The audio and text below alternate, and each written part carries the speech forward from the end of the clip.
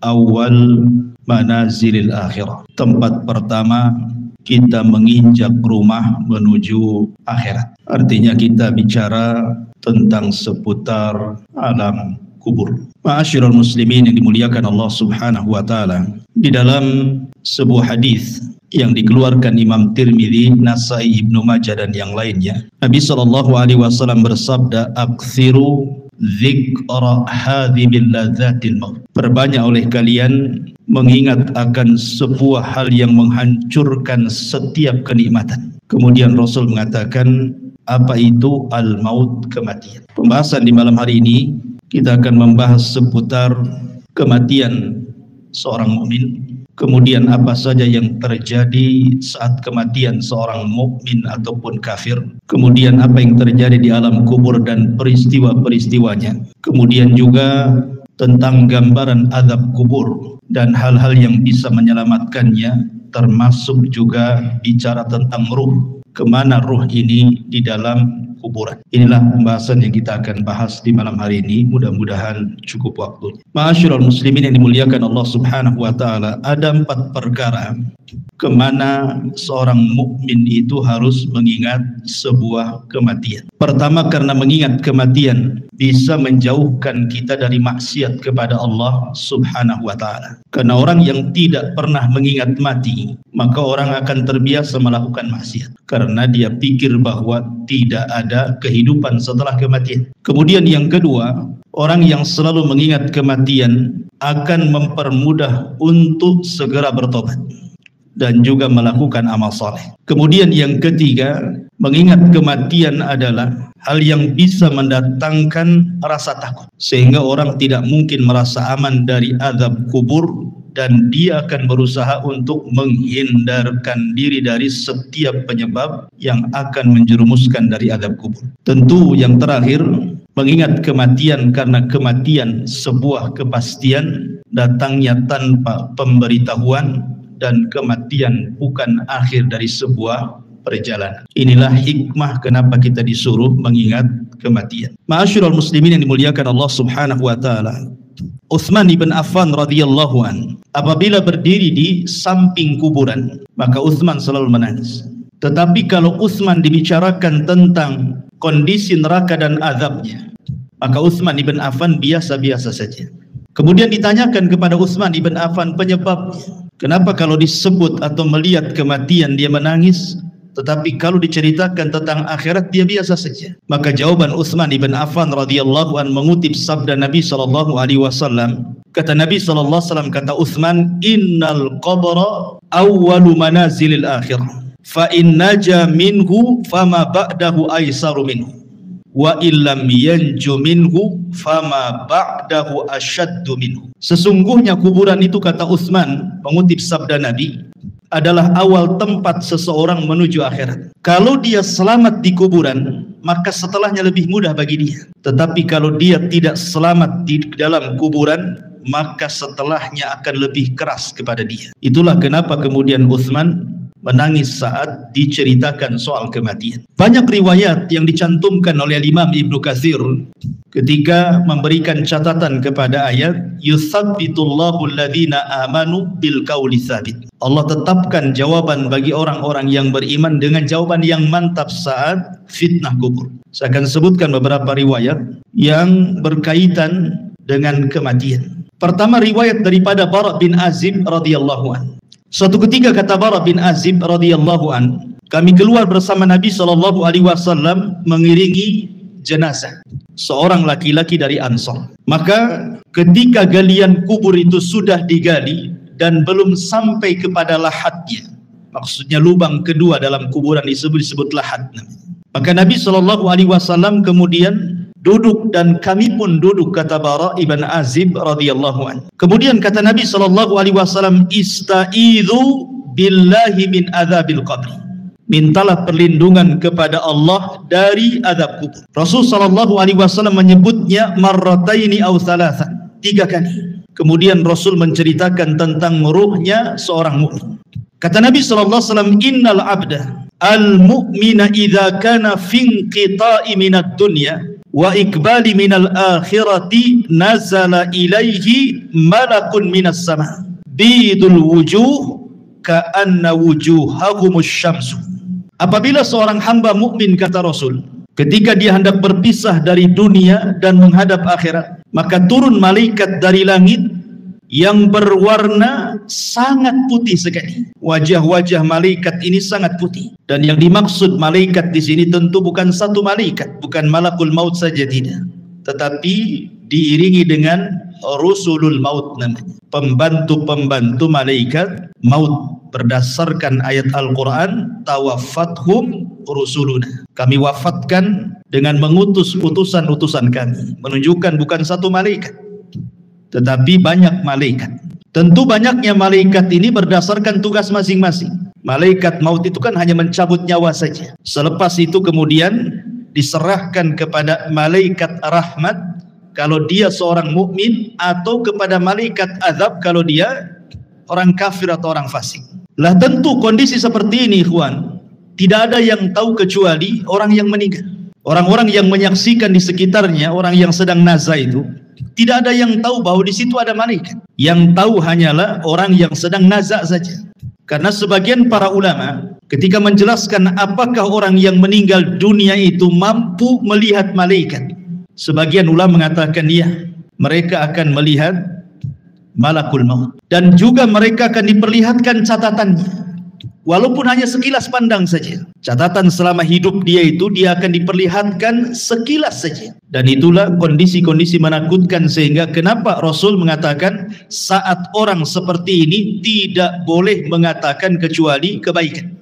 Dan inilah doa yang paling mustajab bagi orang-orang yang hidup di sekitarnya. Minta kepada Allah agar orang ini dimudahkan kematiannya. Lah setelah itu kemudian kata Nabi SAW, ma'ahum kafanun min akfanil jannati wa hanutun min hanutil jannah. Pembantu-pembantu malaikat maut ini, sebagian mereka membawa kain kafan dari sorga dan juga minyak wangi dari sorga. Hatta yajlisu minhu madal basar, sampai kemudian mereka duduk sejauh mata memandang. Ma'asyiral muslimin yang dimuliakan Allah Subhanahu wa ta'ala, para ulama mengatakan bahwa ketika Allah Subhanahu wa ta'ala mengirim para malaikat untuk mencabut nyawa dan juga menyediakan peralatan-peralatan fardu kifayah seperti kain kafan dan juga wewangian, kalau dia ruhnya seorang mukmin, maka akan diutus malaikat yang indah sekali dalam rangka ikraman, memuliakan jasad yang akan dicabut ruhnya itu. Jadi yang diutus itu betul-betul malaikat, bukan malaikat yang menyeramkan, tidak. Makanya Rasul mengatakan bidul wujuh, wajah mereka sangat bercahaya. Kemudian juga a'wanul malakal maut ini, pembantu-pembantu malaikat maut ini, mereka ditugaskan sebagian mereka untuk membisikkan di telinganya. Apa bisikannya? Alla takhafu wa la tahzanu wa abshiru bil jannati allati kuntum tu'adun. Kamu jangan takut, kamu jangan khawatir, karena Allah sudah janjikan kepadamu surga yang akan menantimu. Artinya bahwa kematian seorang mukmin itu sangat indah sekali, sangat indah, dan itulah yang dikehendaki seorang mukmin. Makanya di zaman Nabi SAW ketika ada jenazah yang lewat, kata Nabi SAW, yastarih mustarih wa mustarahu minhu, mustarih wa mustarahu minhu. Sahabat mengatakan, apa yang dimaksud mustarih dan apa yang dimaksud mustarah minhu ya Rasulullah? Kemudian Rasul menjelaskan, kalau dia hamba yang mukmin, maka dia mustarih, artinya dia menuju peristirahatannya. Dia meninggalkan keperitan dunianya, dia meninggalkan kesusahan dunianya, dan itulah yang dikehendaki seorang mukmin. Karena di dunia ini kan lelah kita hidup ini, ikhwan. Banyak masalah, banyak ujian, banyak cobaan. Apabila kemudian dia meninggalkan dunia, artinya dia meninggalkan kelelahan itu. Itu kalau seorang mukmin. Tetapi kata Nabi SAW, kalau dia orang fajir, orang jahat, mustarah minhu. Apa mustarah minhu? Maksudnya bukan dia yang beristirahat, tetapi orang lain beristirahat dari dia. Orang lain senang dengan kematiannya, orang lain mengutuk kematiannya, mendoakan buruk kematiannya, bahagia dengan kematiannya. Itu maksudnya mustarah minhu itu. Jadi seorang mukmin itu memang kematian sangat ditunggu-tunggu, karena memang Nabi SAW yang mengatakan, man ahabba liqa Allah, ahabballahu liqa'ah. Barang siapa yang cinta berjumpa dengan Allah, maka Allah pun rindu berjumpa dengan dia. Makanya kenapa diutus malaikat-malaikat seperti ini.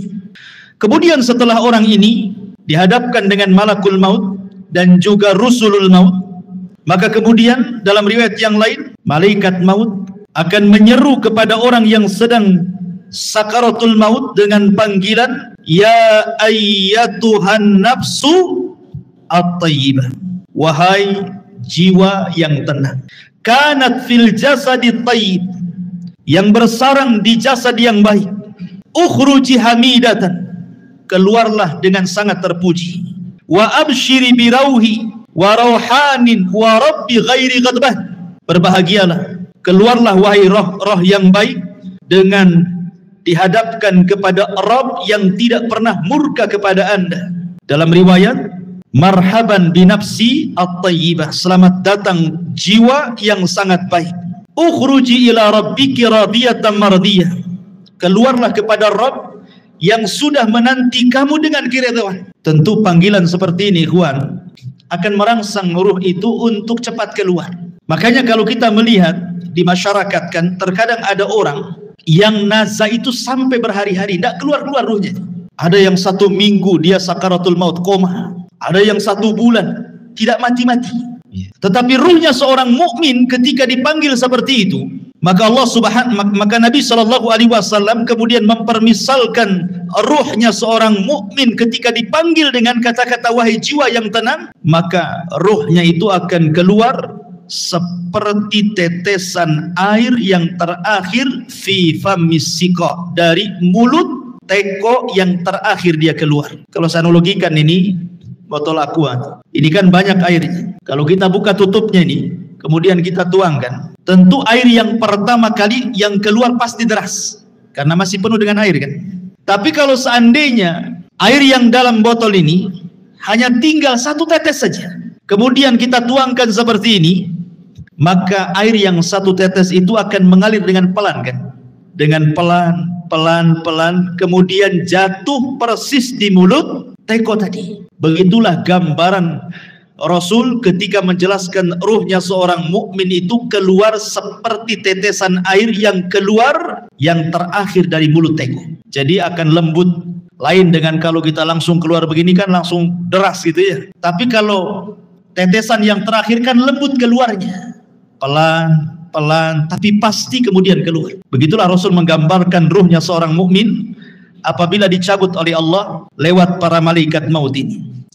Ma'asyiral muslimin yang dimuliakan Allah Subhanahu wa taala. Kemudian kata Nabi SAW, setelah ruh itu dicabut, ingat malakul maut itu hanya mencabut ruh saja, tugas dia selesai sampai di sini. Kemudian setelah itu beralih kepada malaikat rahmat atau disebut dengan rusulul maut namanya. Lah rusulul maut inilah yang kemudian mengambil alih ruh tersebut, kemudian meletakkan di kain kafan yang sudah disediakan dari sorga. Kemudian wewangian yang semerbak laksana minyak misik dalam riwayat.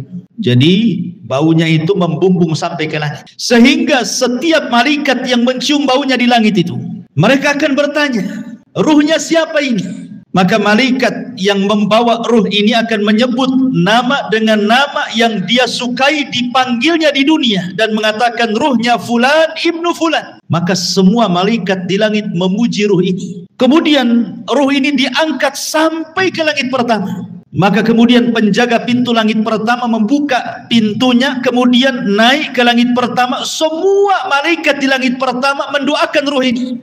Kemudian naik ke langit kedua, seluruh malaikat di langit kedua mendoakan ruh ini. Sampai kemudian melewati langit ke-7. Tidak dijelaskan sampai di mana ruh ini dinaikkan ke langit. Yang jelas dia melewati langit ke-7. Wallahu alam sampai di mana, karena riwayatnya tidak dijelaskan. Kemudian setelah itu Allah berjumpa dengan ruh ini. Kemudian Allah Subhanahu wa taala katakan kepada malaikat yang membawa ruh ini, kembalikan ruhnya ke dalam jasadnya dengan baik. Catatannya, angkat, letakkan di tempat yang paling tinggi yang disebut dengan Illiyin. Illiyin itu tempat yang paling tinggi yang ada di sorga. Letakkan catatannya di situ. Kemudian ruhnya kembalikan ke dalam jasadnya. Maka kemudian ruh itu ke dalam jasadnya dikembalikan. Lah saat seperti ini, ketika ruh ini diterbangkan ke langit, disitulah manusia sedang memandikan jenazah ini, kemudian mengkafani jenazah ini, kemudian menyolati jenazah ini, kemudian mendoakan jenazah ini, sampai kemudian ke dalam kubur, kemudian meletakkan di liang lahat, kemudian dipendam kuburannya. Jadi saat proses fardu kifayah itulah ruh naik ke langit.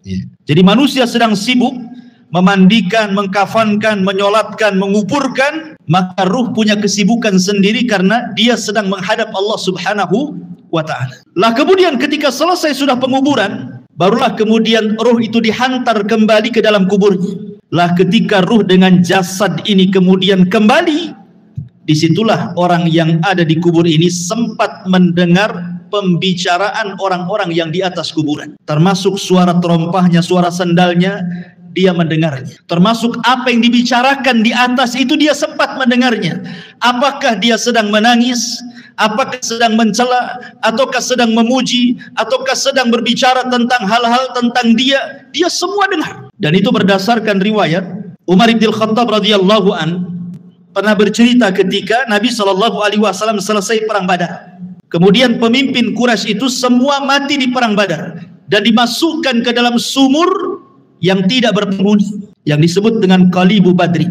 Kemudian Nabi SAW 3 hari menetap di Badar setelah kemenangannya, mulai dari tanggal 17 Ramadan sampai tanggal 20 Ramadan. Kemudian Nabi SAW menghampiri sumur yang dilempar jasad-jasad para pembesar orang kafir, Abu Jahal, Umayyah, kemudian Al-Walid dan semua pembesar Quraisy yang dimasukkan ke dalam sumur itu. Kemudian Nabi SAW mengatakan dengan menyebut satu persatu namanya, wahai fulan, wahai Abu Jahal, wahai Uqbah, wahai Umayyah, disebutkan satu-satu tuh. Kemudian Rasul mengatakan, hal wajadtum ma wa'adakum haqqa laqad wajadna ma wa'adana rabbuna haqqa, kata Rasul. Wahai Abu Jahal dan para pembesar Quraisy yang lainnya, apakah kalian sudah mendapatkan yang kalian janjikan ketika kalian berada di dunia?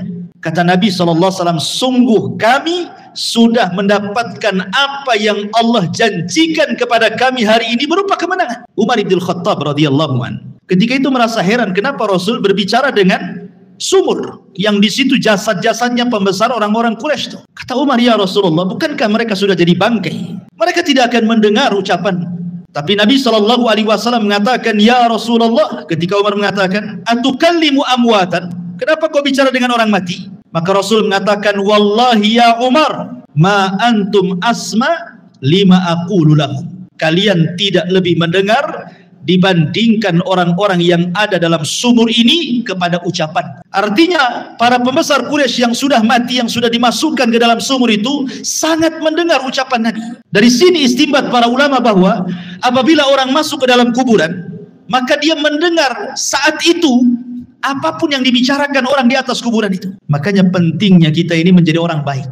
Sebab kalau orang jahat pasti akan dibicarakan keburukan di atas kuburan. Dan itu menakutkan dia dalam kuburan kan itu. Tetapi kalau yang dibicarakanlah pujian-pujian, tentu akan menenangkan. Karena tidak mungkin Allah mengumpulkan dua rasa takut, baik ketika di dunia ataukah ketika di dalam kuburan. Tidak mungkin Allah kumpulkan dua rasa takut. Kalau dia takut di dunia semasa hidupnya, maka dia akan merasa aman di kuburannya. Tapi kalau dia merasa aman di dunia, maka dia akan merasa takut di kuburannya. Lah ketika kemudian dia sempat mendengar suara-suara pembicaraan orang yang di atas kuburan, sampai yang terakhir sandal yang melangkah meninggalkannya, disitulah kemudian orang ini sempat mendengar akhir suara terompah yang meninggalkan jauh sampai di pintu gerbang kuburan. Disitulah Allah Subhanahu wa ta'ala kirim amal solehnya. Dalam riwayat yang dikeluarkan atau yang diriwayatkan Abi Hurairah radhiyallahu an, tiba-tiba kemudian datanglah salat inda ra'sihi waz zakatu an yaminihi wasyamu an yasarihi wa kana fi'lul khairati min sadaqatin wassilahi wal ma'rufi wal ihsan ila nasi inda rijlaihi. Tiba-tiba ini sebelum mungkar dan nakir datang, maka amalan salat akan mendatangi dan ada di atas kepalanya.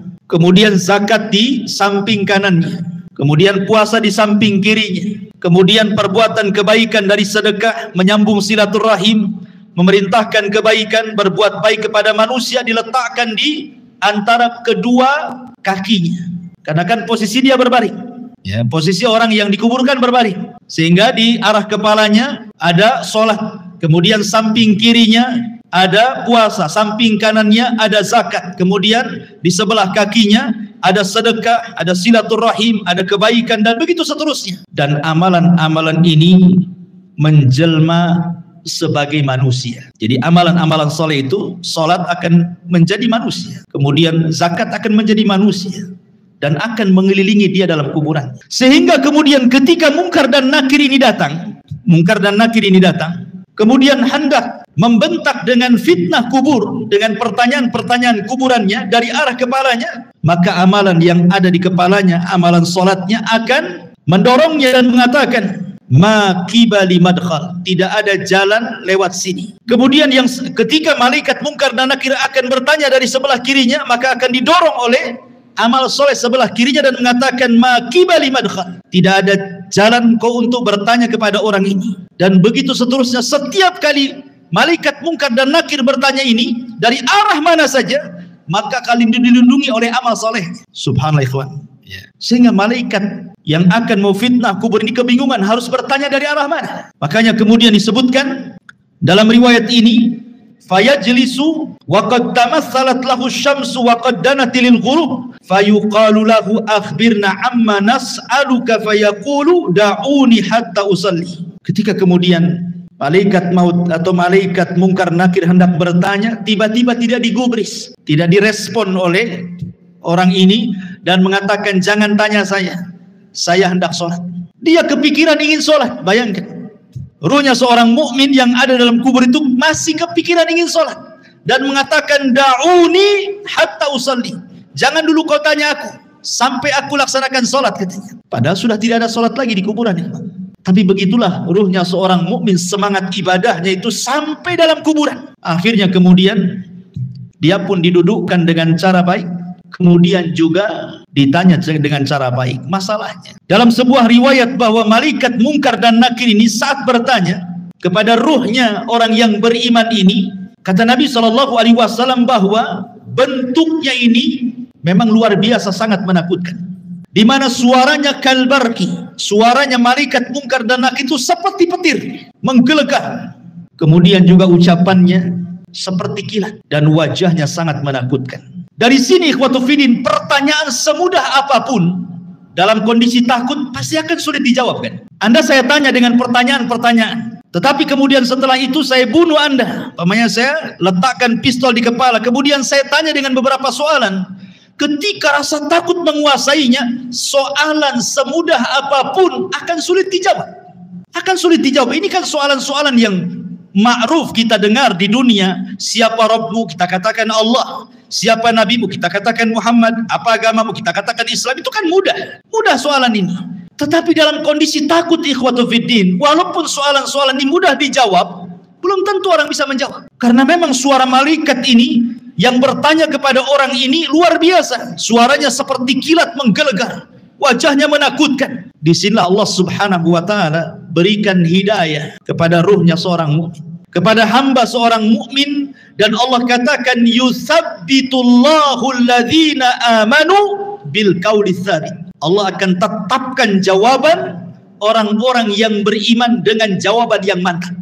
Jadi yang menjawab itu adalah ketetapan dari Allah, taufik dari Allah, bukan kita. Kan dalam kondisi takut kita tidak bisa jawab. Tetapi hamba yang beriman ditolong dalam kuburannya, sehingga Allah Subhanahu wa ta'ala arahkan jawabannya, sehingga setiap ditanya dia sanggup menjawab. Dan ketika dia sanggup menjawab, itulah Allah Subhanahu wa ta'ala memberikan rekomendasi dari langit dan mengatakan, ang sadaqa abdi, hambaku telah benar. Ketika sudah dikatakan hambaku telah benar, Munkar dan Nakir pun sudah pergi, tiba-tiba Allah katakan, bentangkan kuburannya sejauh mata memandang. Bentangkan kuburannya sejauh mata memandang. Berikan cahaya dalam kuburannya. Bukakan pintu dari sorga. Hantarkan minyak wangi dari sorga. Pakaian, minuman dari sorga. Suasana dari sorga hantarkan ke dalam kuburannya. Itulah yang disebut dengan nikmatul kubur namanya. Nikmat kubur. Ma'asyiral muslimin yang dimuliakan Allah Azza wa Jalla. Aisyah radhiyallahu anha pernah menceritakan, suatu ketika masuk nenek-nenek Yahudi ke rumah Aisyah radhiyallahu anha. Kemudian nenek Yahudi ini mengatakan kepada Aisyah radhiyallahu anha, "Inna ahlal kubur yu'adzabuna fi kuburihim." Sesungguhnya orang-orang yang dikubur itu, kata nenek Yahudi ini, mereka akan diazab dalam kuburan mereka. Kemudian Aisyah mengatakan, "Kadzab, dusta kamu. Saya akan tanyakan kepada Nabi SAW." Maka setelah itu kemudian nenek Yahudi pergi, Rasul masuk ke rumah Aisyah. Kemudian Aisyah menceritakan, "Ya Rasulullah, tadi ada nenek Yahudi mengatakan bahwa sesungguhnya orang yang ada di kubur itu akan diazab. Apa pendapatmu?" Kata Rasulullah SAW, "Kadzabat, dia sudah berdusta." Tiba-tiba kemudian wahyu turun, memberitahu dan membenarkan ucapan orang Yahudi atau nenek Yahudi itu. Kemudian kata Nabi SAW, "Ya." Kemudian Rasul mengatakan, "Inna hadhil ummah tubtala fi kuburihim."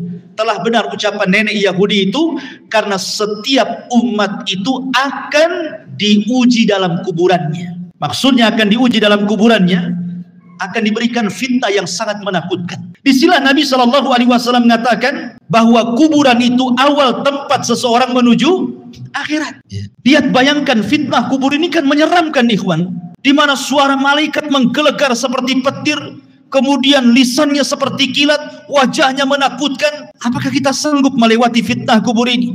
Makanya saking dahsyatnya fitnah kubur ini, sampai-sampai Nabi SAW memberikan irsyad kepada kita, setiap kita sholat sebelum salam, kita berlindung dari azab kubur. Apa kata Nabi SAW? "Allahumma inni a'udzubika min azabi jahannam wa min azabil qabri."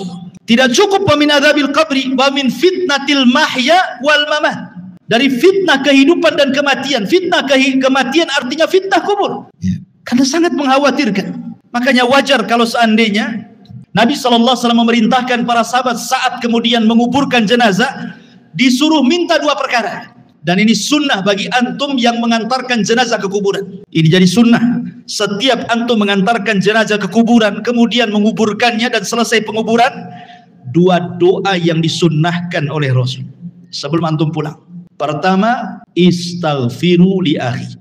Mintalah kepada Allah ampunan akan dosa saudara kita yang ada di kuburan ini. Yang kedua, minta kepada Allah ketetapan supaya dia sanggup menjawab. Itu saja. Itu sunnah dua, jangan pernah ditinggalkan. Jangan kita hantarkan mayat ke kuburan, setelah dikuburkan kita pulang. Enggak begitu sunnahnya. Tetapi selesai penguburan jangan pulang dulu.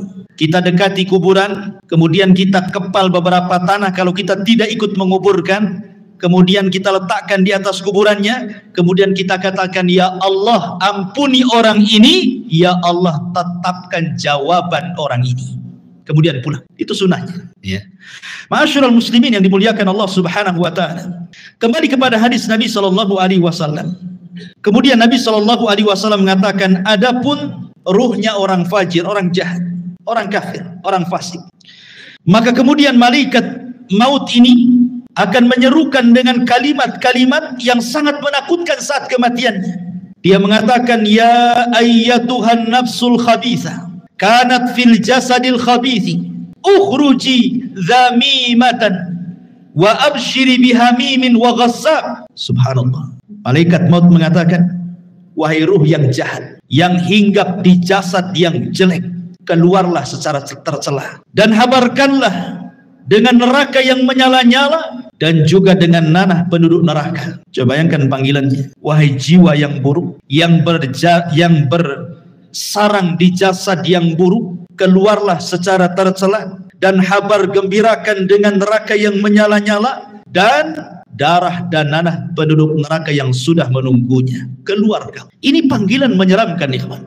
Makanya kenapa kemudian ruhnya orang-orang yang tidak beriman itu tidak mau keluar, sehingga terkadang nazak berhari-hari, berminggu-minggu, berbulan-bulan tidak mau keluar dia. Dia tersiksa itu dengan ruh yang ada dalam badannya. Sampai-sampai Nabi SAW ke pisau yang berbentuk bengkok, mungkin bahasa kitanya seperti cerulit, ya. Ada pisau berbentuk bengkok seperti ini. Kemudian dihadapkan dengan kambing wol, yang belum dicukur itu. Lihat kambing wol itu kan banyak tuh rambutnya tuh, kalau belum dicukur itu ya. Kemudian pisaunya dimasukkan. Otomatis ketika pisau dimasukkan ke dalam kambing wol itu, otomatis akan terkait-kait dengan bulu-bulunya. Setelah terkait-kait dengan bulu kambing wol itu, kemudian disiram. Anda bisa bayangkan, akhirnya kemudian makin lengket dengan pisau itu. Kemudian setelah lengket dengan pisau, kemudian kata Nabi SAW, pisau itu kemudian ditarik dengan cara paksa. Kira-kira apa yang terjadi? Akan merontokkan setiap bulu-bulu kambing wanita. Maknanya ketika ruhnya orang fasik, orang fajir, orang kafir dicabut itu, maka akan merontokkan seluruh persendiannya, seluruh tulang-tulangnya, dan dia akan menjerit. Tidak ada yang tahu rasa sakitnya kecuali Allah, dan jeritannya tidak ada yang mendengar kecuali binatang. Manusia tidak dengar, tetapi para binatang tahu, dan tidak ada yang bisa merasakan rasa sakit seperti itu kecuali Allah yang tahu rasa sakit. Jangan lagi orang fasik, ikhwan, orang yang beriman saja. Kata Nabi SAW, wa inna fil al-mauti la saqarat. Dalam kematian itu kan ada keperitan, ada rasa sakit. Setiap orang pasti merasakannya. Nabi saja merasakannya. Tetapi rasa sakit yang diderita seorang mukmin saat kematian itu adalah, boleh jadi itu akhir penggugur dosa dia. Tapi rasa sakit yang diderita orang fajir, orang fasik, orang kafir, boleh jadi itu awal azab saat kematiannya. Ma'asyiral muslimin yang dimuliakan Allah Azza wa Jalla. Kemudian setelah itu ruh itu keluar, apa yang terjadi? Kata Nabi SAW, maka dia sudah disediakan kain kafan dari neraka. Kain kafan dari neraka itu artinya ini bukan kain kafan biasa, kain kafan yang penuh dengan api, dengan bau busuk penuh neraka yang melambung ke langit. Ketika para malaikat itu mencium baunya, semua membencinya, semua mengutuk dan melaknatnya. Ini ruhnya siapa? Bau sekali. Tidak ada yang memuji ruh ini. Sehingga ketika betul-betul Rusulul Maut ini mengangkat ruh itu dalam kain kafan di neraka sampai membumbung ke langit, apa yang terjadi? Tidak ada satu pun pintu langit yang mau dibuka. Lihat bahasa Al-Quran. Allah Subhanahu wa Ta'ala mengatakan dalam surah Al-A'raf ayat 40, la tufattahu lahum abwabus sama wa la yadkhuluna al-jannah hatta yalijal jamalu fi sammil khiyat. Pintu-pintu langit tidak ada yang dibuka, satu pun. Bahkan mereka tidak akan masuk ke dalam sorga sampai ada cerita unta masuk ke lubang jarum. Bagaimana mungkin unta yang sangat besar masuk ke lubang jarum? Lubang jarum itu kecil, unta itu besar.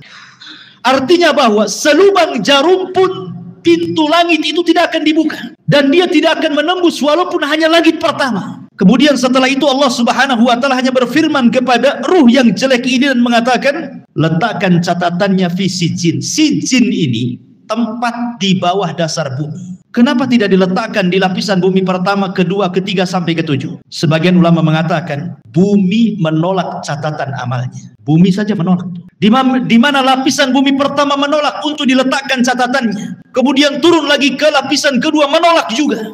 Lapisan ketiga menolak juga. Sampai lapisan bumi yang terakhir menolak juga. Ketika kemudian ditolak, akhirnya diletakkan di mana catatan itu? Di sijin.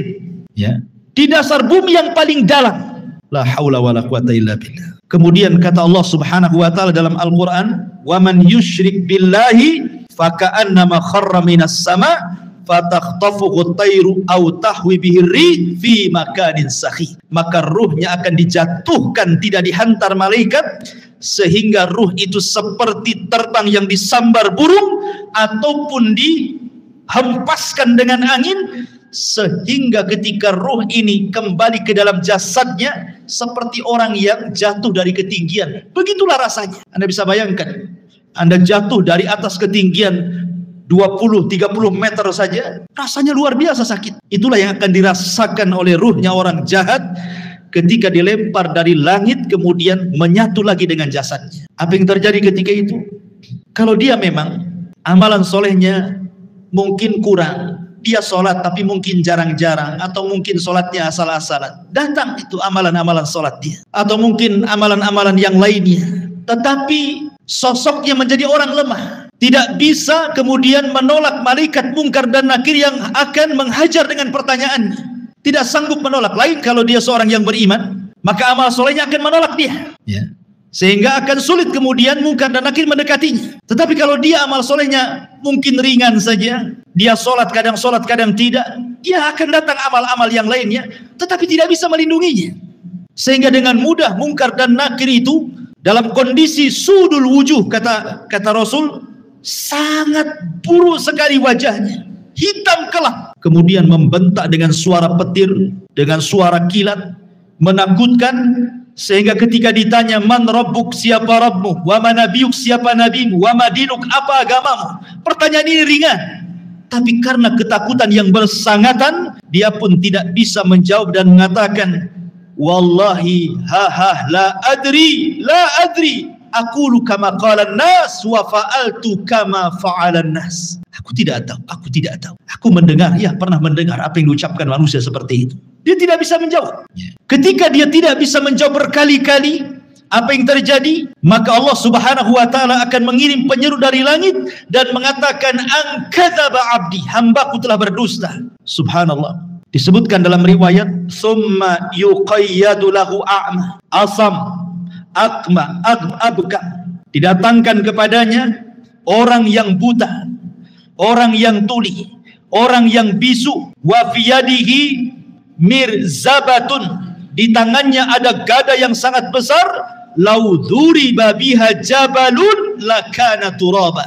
Kalau palu itu dipukulkan di bukit atau gunung itu hancur jadi tanah. Dan itu dipukulkan setiap kali dia tidak bisa menjawab. Tidak bisa menjawab, dipukul. Tidak bisa menjawab, dipukul. Yang kalau dipukulkan, lau dzuriba biha jabalun, kata Rasul, kalau pukulan itu diletakkan di gunung batu, lakana turaba, gunung itu akan menjadi turab, tanah, hancur berantakan. Bagaimana kalau dipukulkan kepada manusia? Mengerikan, ikhwatu fiddin yang dimuliakan Allah Azza wa Jalla. Maka ketika itu kemudian Allah Subhanahu wa taala katakan, sempitkan kuburannya sesempit-sempitnya. Kemudian bukakan pintu neraka kepadanya, hantarkan hembusan-hembusan panah dari neraka ke dalam kuburannya. Kemudian dia pun mendapatkan azab kubur yang nanti saya akan jelaskan seperti apa azab. Tapi kita kembali kepada pembahasan awal, ruhnya seorang mukmin. Ma'asyiral muslimin yang dimuliakan Allah Azza wa Jalla, ketika ruhnya seorang mukmin sudah selesai dari fitnah kubur, maka Nabi SAW menjelaskan, fayuqalu lahu umdhur ila maq'adika minan nar. Tiba-tiba ketika dia sedang duduk, selesai ini dari fitnah kubur, tiba-tiba dibentangkan di sebelah kirinya gambaran neraka yang sedang menyala-nyala. Diperlihatkan neraka. Kemudian dikatakan, umdhur, lihatlah, ila maq'adika minan nar, tempatmu di neraka itu. Kemudian, qad abdalakallahu bihi maq'adan minal jannah. Tapi tenang, tempatmu bukan di sana. Kemudian sebelah kanannya digambarkan gambaran sorga dan dikatakan tempatmu di sini. Dalam riwayat, maka kemudian malaikat ini mengatakan, lihatlah tempat dudukmu di neraka in asaita. Kalau engkau bermaksiat, itulah tempat duduk. Tapi karena engkau yang beriman, maka tempat dudukmu bukan di sana. Kemudian tempat dudukmu di sini. Ketika dia melihat bagaimana sorga dengan gambaran keindahannya diperlihatkan dalam kuburan itu, apa yang terjadi? Maka dia langsung berteriak dan mengatakan, ya Rabb, aqimis sa'ah, ya Rabb, tegakkan kiamat, supaya aku bisa kembali ke istana dan keluarga. Tetapi Allah Subhanahu wa taala mengatakan, belum, kiamat masih panjang. Dalam riwayat yang lain, nim naumatal arush, sebaiknya kau tidur seperti tidurnya pengantin baru. Sehingga ketika dia terbangun, seolah-olah dia tidur zuhur dan bangun asar, kiamat sudah dibangkitkan. Artinya kehidupan kuburan tidak akan terasa walaupun zaman berlalu. Anggaplah mungkin zaman dulu, zaman Nuh, orang-orang yang beriman itu meninggal dunia, sampai hari ini kan kiamat belum dikiamat-kiamatkan. Bagaimana kehidupan mereka? Rupanya mereka ditidurkan oleh Allah di atas kenikmatan yang disebut dengan nikmat kubur, karena ruh mereka diberikan nikmat oleh Allah. Nanti ada pembahasan kemana ruhnya orang yang beriman dalam kuburan ini, tapi jasadnya dikuburkan. Mereka tidak akan merasakan, sehingga ketika kiamat dibangkitkan baru dia tertidur, terbangun dari tidurnya seolah-olah hanya setengah hari saja, mulai zuhur sampai asar dia tidur, kemudian dia terbangun. Rupanya Israfil sudah menyiapkan sangkakalanya untuk meniup sangkakala pertama kiamat, kehancuran alam semesta pertama dibangkitkan. Ma'asyiral muslimin yang dimuliakan Allah Subhanahu wa taala. Kemudian setelah kemudian orang yang beriman mendapatkan nikmat kubur dan orang-orang fajir dan fasik mendapatkan azab kubur, di sana ada peristiwa yang tidak mungkin orang lepas. Apakah dia mukmin, apakah dia kafir, apakah dia fasik, apakah dia fajir, apakah dia sahabat Nabi ataukah bukan sahabat Nabi. Ada peristiwa yang tidak bisa lepas dari manusia. Apa itu? himpitan kuburan. Semua manusia akan dihimpit dalam kuburnya, tidak akan selamat. Mau bayi sekalipun yang belum punya dosa tetap akan dapat himpitan kuburan. Bahkan sahabat Nabi sekelas Sa'ad ibn Mu'adz, yang satu kabilah Aus masuk Islam karena dia.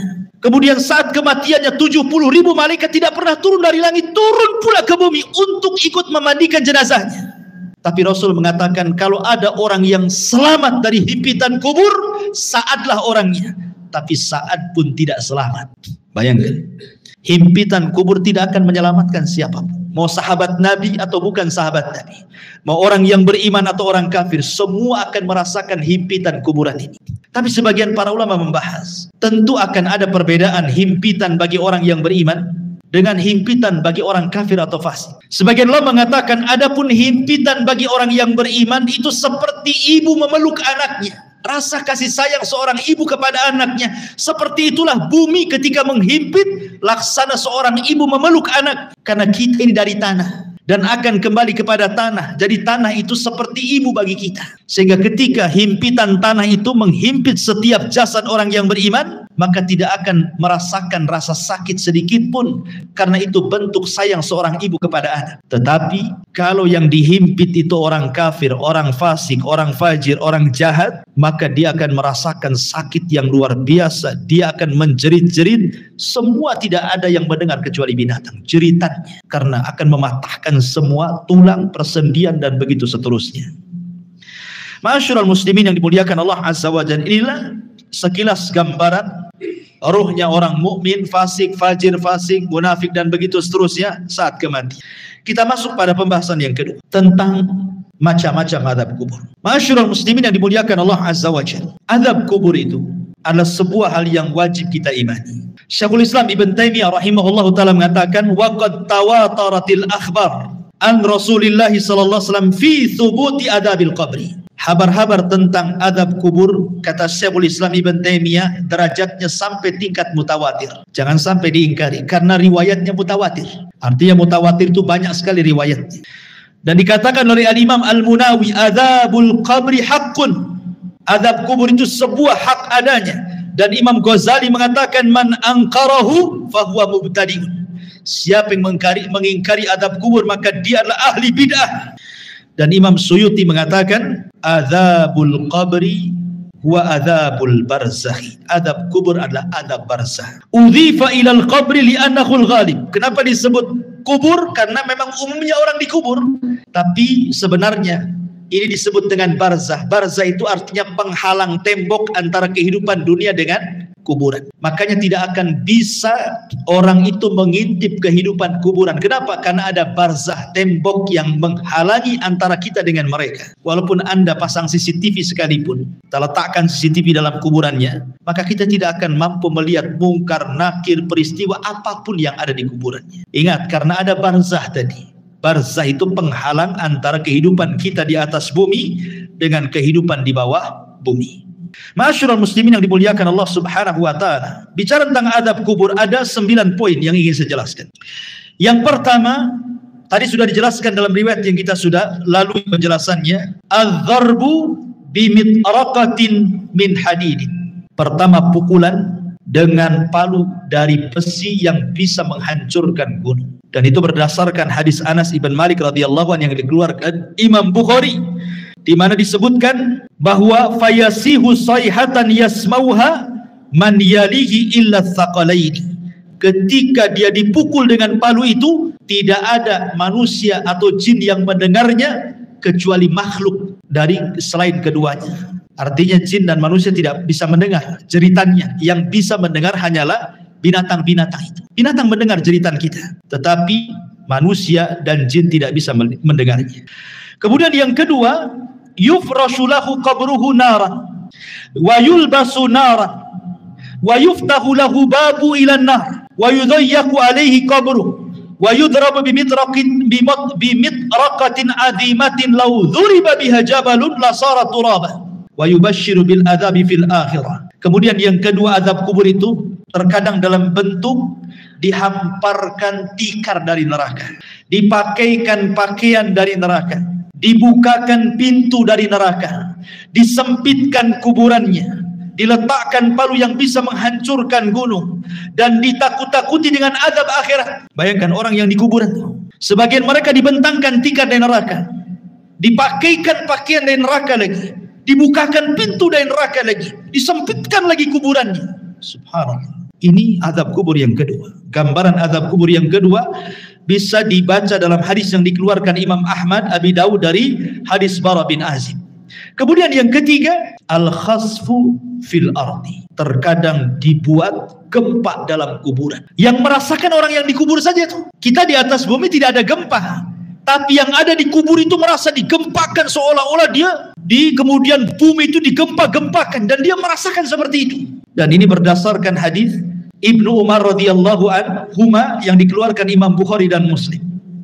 Kemudian yang keempat, syakku janibai al-fammi ila qafa. Terkadang datang malaikat yang menakutkan, kemudian membawa cerulit yang sangat tajam, kemudian dimasukkan ke mulutnya, kemudian diiris sampai ke tengkuknya. Jadi tarik, dimasukkan pisau itu ke mulutnya, kemudian ditarik sampai ke tengkuknya. Naudzubillah. Atau terkadang radkhur ra'si bil hijara. Ada malaikat yang membawa batu besar, kemudian orang itu dibaringkan, kemudian dibentur-benturkan kepalanya. Kalau hancur nih, dikembalikan lagi kepalanya menjadi bentuk baru, dihancurkan kembali, dan begitu seterusnya.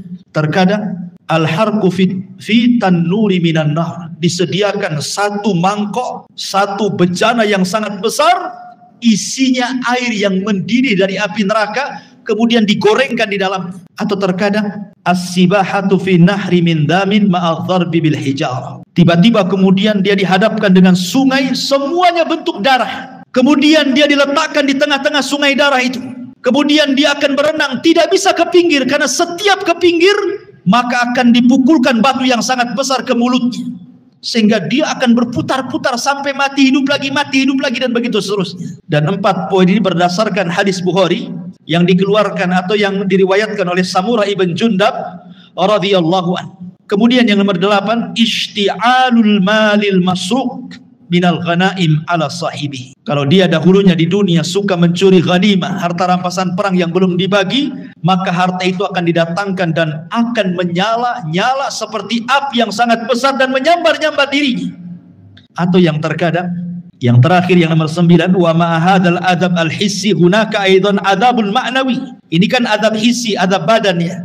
Tapi di sana juga adab, ada yang disebut azabun ma'nawi, azab secara makna, dengan ditakut-takutinya dia dengan neraka. Jadi dibentangkan gambaran di neraka, nanti kamu akan masuk ke situ, nanti akan masuk ke situ, dan dia akan merasa takut yang luar biasa. Ini padahal baru azabul adna ya, adab yang rendah. Azab yang besar itu nanti di neraka. Ini 9 gambaran tentang azab kubur. Adapun azab kubur sendiri ikhwan, itu terbagi menjadi 2. Ada azab kubur itu yang azabun daim la yang qati'u ila qiyamis sa'ah. Azabnya terus sampai kiamat dibangkitkan, enggak terputus. Dan yang kedua, ada azab kubur itu tidak terus tetapi terputus. Seperti apa gambarannya? Yang pertama, azab kubur yang tidak terputus sampai kiamat adalah azab kubur bagi orang kafir dan bagi orang munafik, dan itu disebutkan dalam surah Ghafir ayat 46. Adapun azab yang terputus adalah azabnya usatul muwahhidin. Mungkin di dunia dia ahli tauhid, orang yang beriman, tetapi terjerumus kepada kemaksiatan. Dia sholat tapi masih berzina, dia sholat masih berdusta, dia sholat mungkin riba, dan begitu seterusnya. Jadi dia masih berbuat baik, beribadah, tapi satu sisi dia bermaksiat ya. Maka orang-orang yang seperti ini tidak terus-menerus sampai kiamat. Akan tetapi orang yang seperti ini akan terputus azabnya dengan rahmat Allah Subhanahu wa ta'ala. Jadi akan terputus dengan rahmat Allah Subhanahu wa ta'ala. Itu berdasarkan hadis Abdullah ibn Umar radhiyallahu anhuma.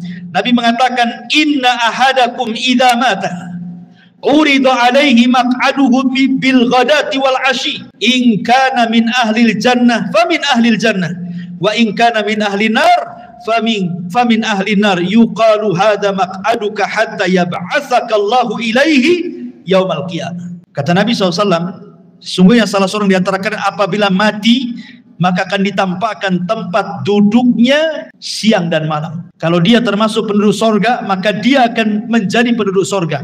Kalau dia termasuk penduduk neraka, maka selamanya dia akan diazab sampai kiamat dibangkitkan. Artinya kalau orang beriman, ya akan diazab, tetapi ada akhirnya, terputus. Mungkin dengan rahmat dan kasih sayang Allah Subhanahu wa ta'ala. Tapi kalau dia orang kafir, orang munafik, maka tidak akan terputus.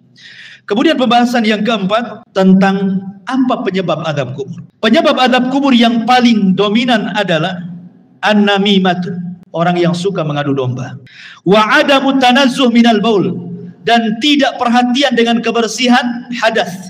Dia kencing sembarang. Kan banyak tuh orang yang kencing-kencing sembarang, ya, tidak cebok gitu ya. Tidak jelas ceboknya. Dan ini berdasarkan hadis Nabi SAW dari Abdullah ibn Abbas radhiyallahu anhuma. Jadi Nabi SAW ketika itu lewat di dua kuburan, dua-duanya sedang diazab. Kemudian Rasul mengambil pelepah kurma, kemudian dibelah dua, kemudian ditancapkan di dua kuburan. Kemudian Rasul mengatakan, mudah-mudahan dengan dua pelepah kurma yang belum kering ini bisa meringankan azab. Kemudian sahabat mengatakan, kenapa orang itu diazab wahai Rasul? Kata Rasul, yang satu karena dia namimah, suka mengadu domba. Yang satu karena tidak pernah bersih apabila membersihkan hadas. Ini dua poin. Yang ketiga, ghibah. Orang yang suka menggibah. Dan ini berdasarkan hadis yang dikeluarkan Imam Ahmad dan juga At-Tabrani dengan sanad yang sahih dari hadis Abi Bakrah. Bahwa Nabi SAW mengatakan salah satunya adalah yang menjadikan penyebab azab kubur adalah ghibah. Ghibah itu membicarakan orang yang kalau orang itu mendengarnya dia tidak suka. Kemudian yang nomor 4, al-ghulul. Dia khianat dalam harta, mencuri harta orang. Kemudian juga yang nomor 5, hajrul Qur'anil Karim wa rafduh. Dia tidak suka dengan Quran. Dan penyebab orang jauh dari Al-Quran hari ini apa? Handphone. Yang menyebabkan orang jauh dari Quran itu HP atau handphone. Subhanallah, gara-gara handphone Quran itu tidak pernah disentuh lagi. Alasannya sudah ada aplikasi Al-Quran di dalam handphone. Saya nggak yakin. Nggak yakin orang punya handphone itu ada aplikasi Quran kecuali download kan. Harusnya yang pertama kali kalau antum beli handphone itu yang di download itu Quran kan. Harusnya yang pertama kan. Tapi enggak, yang pertama di download apa? Facebook dulu, YouTube dulu, Instagram dulu kan begitu ya. Quran itu belakangan kalau butuh saja. Padahal harusnya yang pertama itu. Subhanallah ya. Sekarang ini banyak orang yang mengeser hal-hal yang baik. Tetapi hanya sekedar copy paste, kemudian pemberitahuan ibadah kepada manusia lewat medsos, tapi dia sendiri malas ibadah kan? Malas. Bahkan orang yang ibadah saja sekarang diberitahu. Kalau dulu orang sholat malam, tidak ada yang memberitahu dia sedang sholat malam kan? Sekarang dia kasih tahu orang. Kalau dia sedang sholat malam itu dia kasih tahu orang dengan cara apa? Ya nulis status lah di Facebook. Ya mudah-mudahan ada yang bangun jam sekian. Maksudnya itu ingin ngasih tahu bahwa dia bangun. Cuman ngasih tahu saja, sholat kan gitu. Seolah-olah dia sedang sholat, orang tidak kan begitu. Ini kan ria juga. Apa bedanya kan begitu? Sekarang ini semua itu memang banyak orang yang baik mengeser kebaikan, tapi hanya di-share saja. Orang yang mengeser sendiri tidak pernah mengamalkan kebaikan yang di-share-nya kan. Lalu apa faedahnya ikhwatu fiddin muliakan Allah Azza wa Jalla? Makanya di sini ikhwatu fiddin bahwa tantangan yang paling berat ketika orang jauh dari Quran itu adalah handphone. Handphone ini tidak bisa lepas dari kita. Tidur saja wajib di sampingnya. Kalau bisa itu sekarang ada power bank itu wajib di sampingnya. Nggak perlu lagi dicopkan. Sudah ada di bawah bantal. Bangun saja itu yang dibaca. Kira-kira ada apa nih? Kemudian kalaupun dia, sekarang kan tidak ada orang dengar televisi kan, atau melihat televisi, jarang. Orang sekarang pegang handphone. Di mobil pegang handphone. Di pekerjaan tinggal handphone. Kalau hilang handphonenya, itu kayaknya hilang dunia dari dia. Ya kan? Kalau dompet ketinggalan, gampang lah nanti. Tapi kalau handphone ketinggalan, pulang diambil. Ya, sampai seperti itunya. Jadi ini salah satunya adalah hajrul Quran, meninggalkan Quran, termasuk juga an-naumu anis salatil maktubah. Orang yang sengaja tidur ketika datang waktu salat. Dan itu berdasarkan riwayat yang dikeluarkan ataupun dari sahabat Samurah ibn Jundab radhiyallahu an, Nabi SAW mengatakan, ammal ladzi yuslagu ra'suhu bil hajar fa innahu ya'khudul Qur'an fayarfadhuhu wa yanamu anis salatil maktubah. Jadi ketika Rasul menjelaskan di kuburan itu ada malaikat yang membawa batu, kemudian ada yang terlentang, kemudian dibenturkan kepalanya sampai hancur. Kemudian malaikat ini pergi hendak mencari batu yang lain. Kemudian ketika datang batunya yang baru, rupanya kepalanya sudah kembali menjadi normal. Dibenturkan lagi. Kemudian cari batu lagi. Dan begitu seterusnya.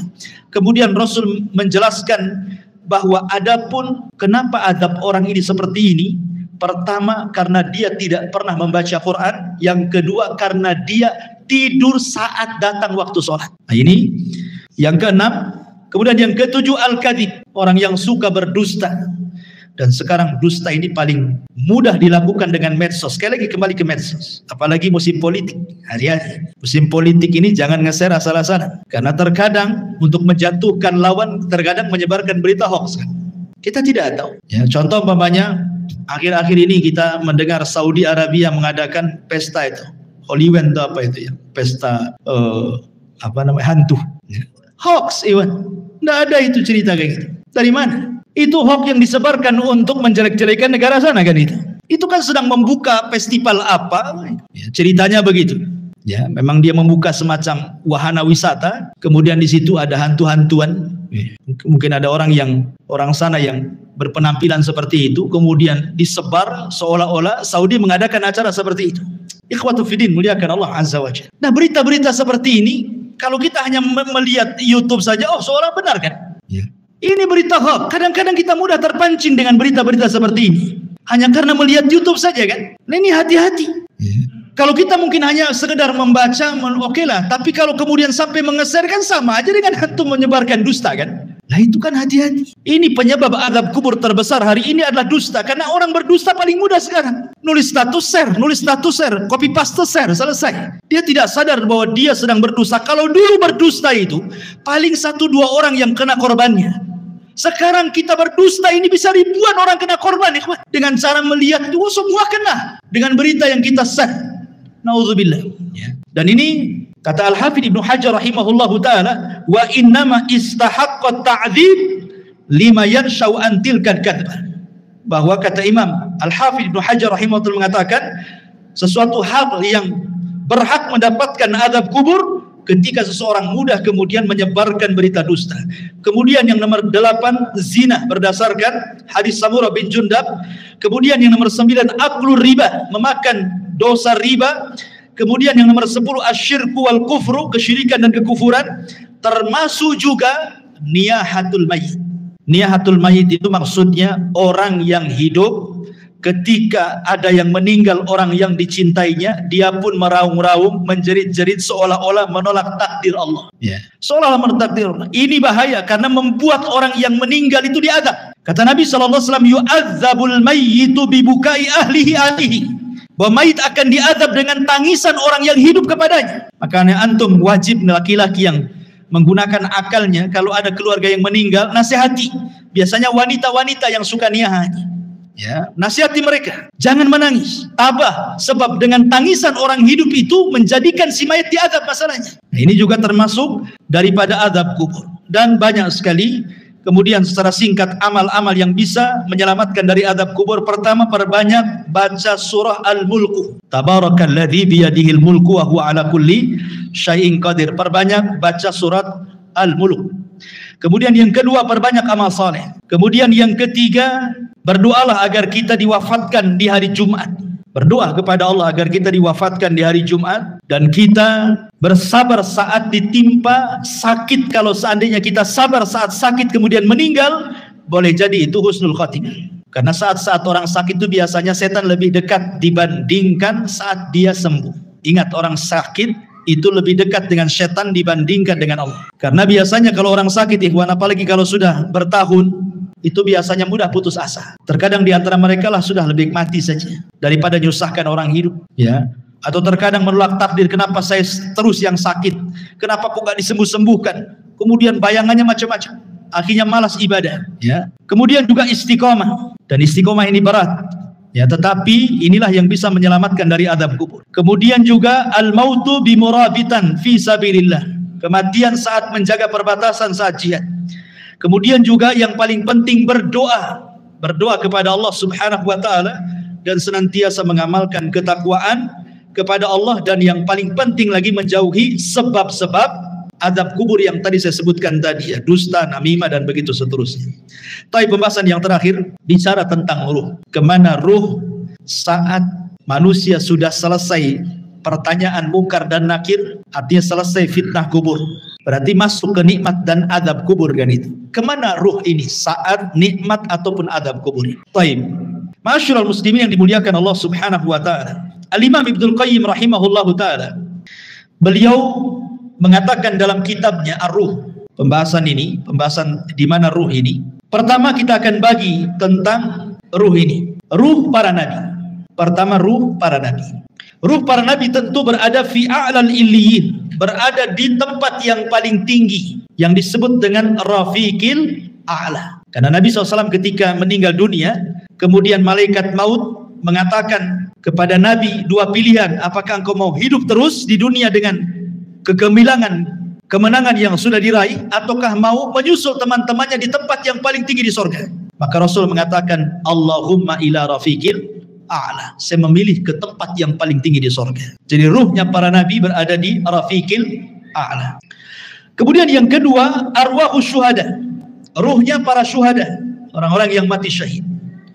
Allah Subhanahu wa taala mengatakan dalam surah Al-Imran ayat 169, wala tahsabanna alladziina qutilu fi sabilillahi amwatan bal ahya inda rabbihim yurzaqun. Jangan kau sangka orang yang mati di jalan Allah itu mati, tidak, mereka hidup. Mereka mendapatkan rezeki di sisi Allah Subhanahu wa taala. Abdullah bin Mas'ud radhiyallahu anhu ketika bertanya tentang ayat ini kepada Nabi sallallahu alaihi wasallam, di mana ruhnya para syuhada? Maka Rasul mengatakan, arwahuhum fi ajwafi tairin hadarin laha qanadilun mu'allaqatun bil arsy.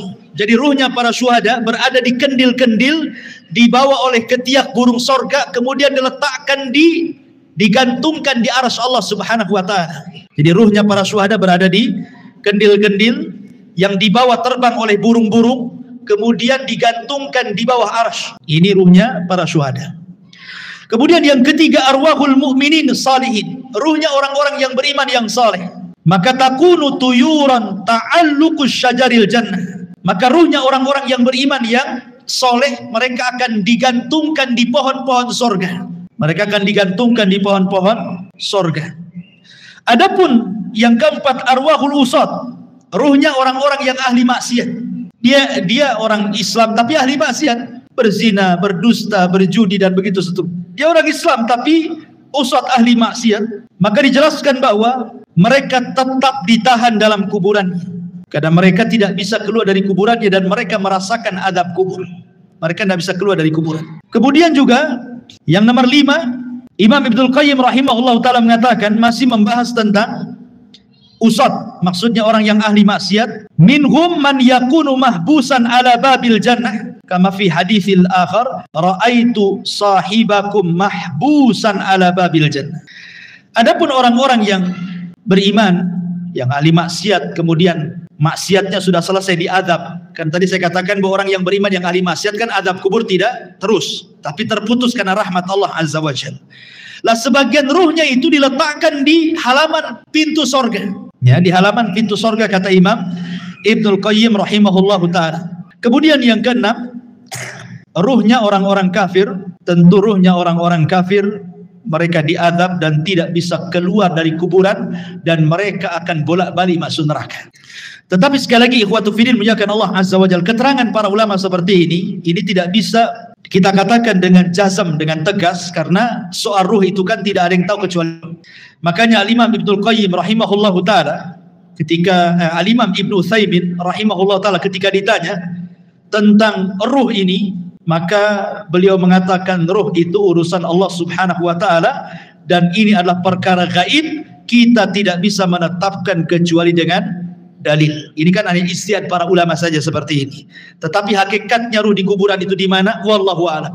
Hanya Allah Subhanahu wa ta'ala yang tahu dengan kondisi ruhnya, apakah mereka orang-orang yang beriman ataukah mereka orang-orang kafir. Adapun ada riwayat yang maudhu yang disebutkan oleh sebagian ulama seperti ruhnya orang kafir berada di sumur Barhut, diletakkan di sumur Barhut. Sumur Barhut itu yang ada di Hadrul Maut Yaman. Di situ ada sumur, antum bisa klik saja atau di YouTube sumur Barhut. Itu sumur menakutkan yang ada di Yaman. Ya. Sampai hari ini para ilmuwan berusaha meneliti itu. Ya, sumurnya besar. Jadi ada yang mengatakan bahwa orang-orang kafir diletakkan di sumur itu. Ya, adapun rohnya orang-orang yang beriman tentu fil illiyin. Tetapi sekali lagi ini riwayatnya lemah gitu ya, bahkan tidak berdasar. Tapi oleh sebagian ulama ada yang menyebutkan seperti perkataan Imam Barbahari rahimahullah dalam kitabnya Syarhu Sunnah.